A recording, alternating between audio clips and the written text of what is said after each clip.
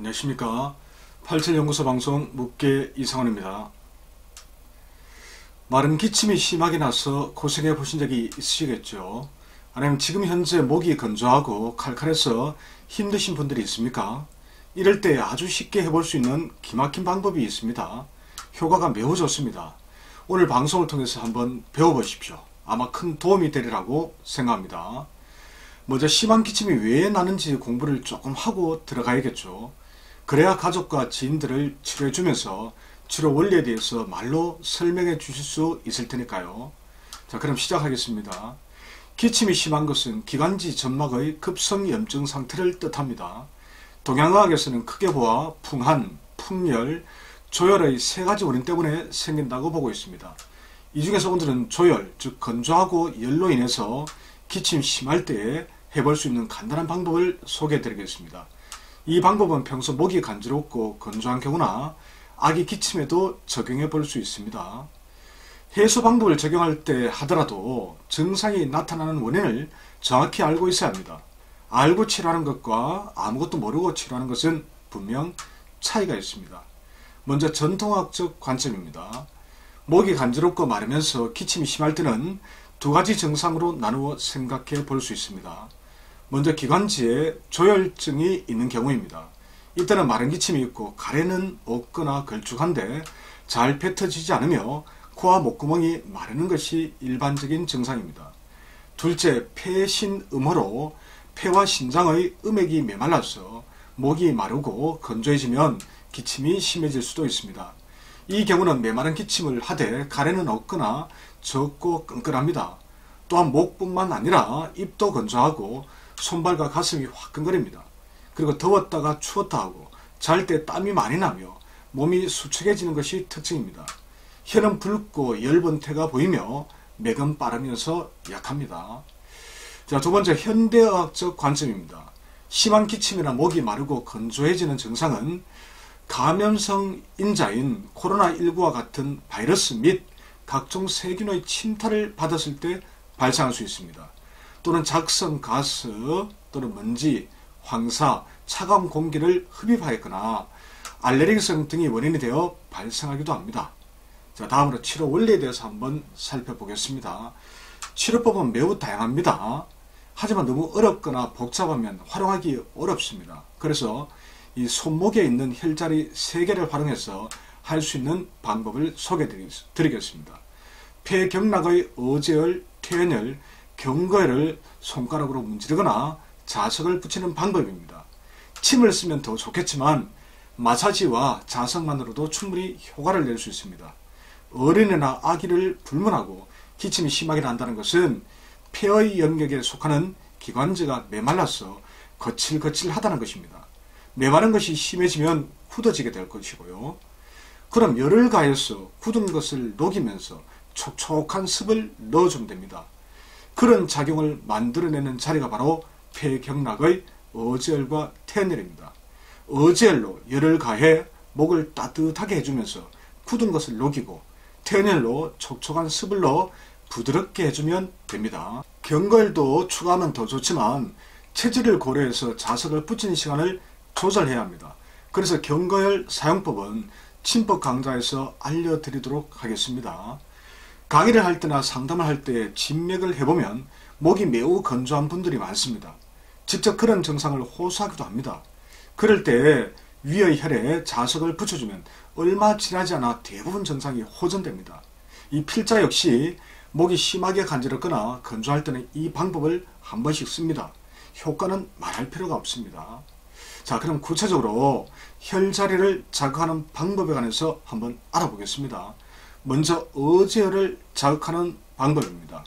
자, 그 전에 폐경락을 보시면 이 폐경락은 이 어깨 안쪽, 가슴 위쪽 부분에서 이렇게 팔 안쪽을 타고 쭉 내려와서 엄지손가락 끝에 머무르는 경락입니다. 이것이 바로 폐경락입니다. 폐경락.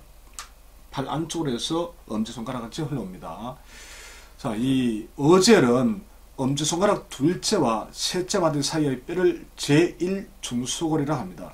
즉 엄지손가락 보이죠? 첫째 마디, 둘째 마디 보이지 않는데 셋째 마디입니다. 둘째 마디와 셋째 마디 이 사이에 뼈가 있는데 이 뼈를 우리는 제1중수골이라 합니다. 이 뼈의 2분의 1 되는 지점입니다. 이 뼈 여기서부터 시작해서 이까지 이어지는데 이 뼈의 중간 부분 이 2분의 1 되는 곳의 측면과 옆에 경계점이죠. 측면과 이 근육이 만나는 경계점이 되겠죠. 이 경계점이 바로 어절입니다. 그림을 보시면 더 상세하게 잘 알 수가 있습니다. 이곳을 엄지를 향해서 엄지 쪽 향해서 반복적으로 이렇게 문질러주면 목이 따뜻해지면서 굳은 것을 풀어줄 수 있습니다.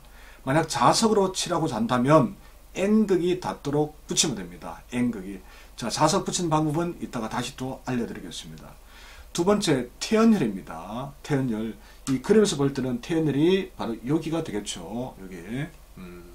위치는 이 손목 가로무늬가 있습니다. 접었을 때 손목 가로무늬. 이 손목 가로무늬 조금 위쪽에, 자, 손목 가로무늬가 있죠.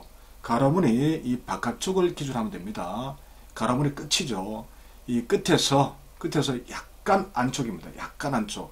약간 안쪽에 이렇게 푹 꺼지는 자리가 있습니다. 그러니까 가로무늬보다 조금 어떠냐, 이 팔꿈치 쪽으로 좀 밑에 푹 꺼지는 자리가 있습니다. 이 지점이 바로 태연혈이 되겠습니다. 네. 이것을 역시 엄지를 향해서 이렇게 문질러 주시면 목에 기관지에 습기가 보충되면서 촉촉해집니다. 아니면 이 자리에다가 이 태연혈 자리에다 자석을 사용한다면 역시 N극을 붙이면 됩니다. 물론 치료할 때의 원칙은 이 진맥으로 폐와 기관지 등의 상태를 먼저 확인해야 합니다. 다만 일반인들은 이 진맥을 직접 하기는 어렵겠죠.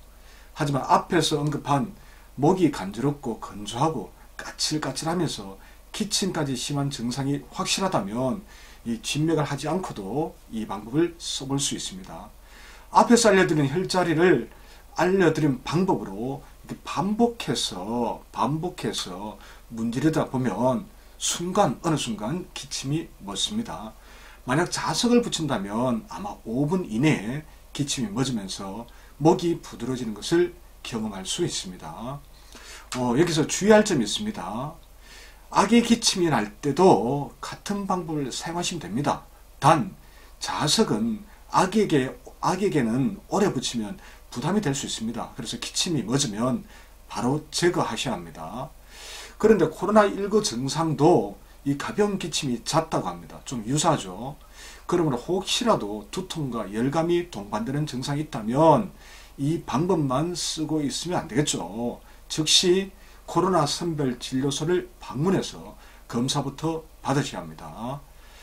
그럼 이제 중요한 자석을 활용하는 꿀팁 한번 알려드리도록 하겠습니다.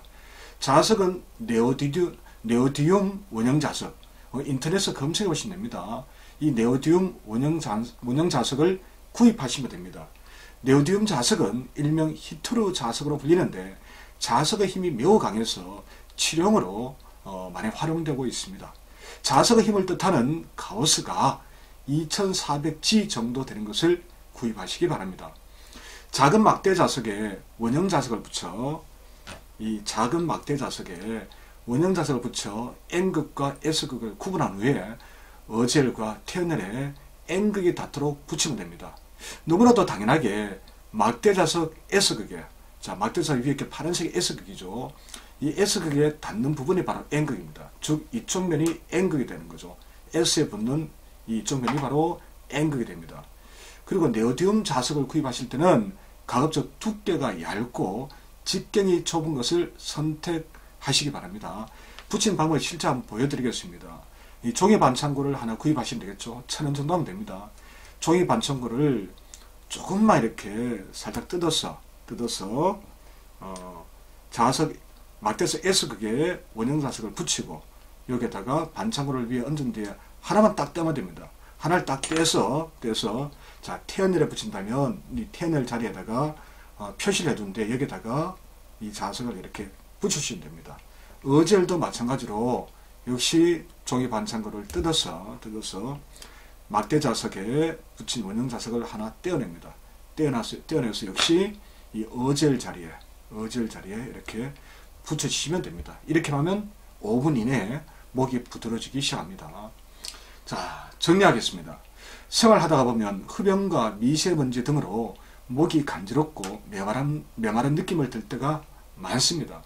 때로 목 감기로 기침이 심할 때도 있겠지요. 밤에 아기가 기침 때문에 잠을 못 이루는 경우도 있을 테고요. 이럴 때 이 방법을 한번 써보시기 바랍니다. 아마 매우 큰 도움이 되리라고 생각합니다.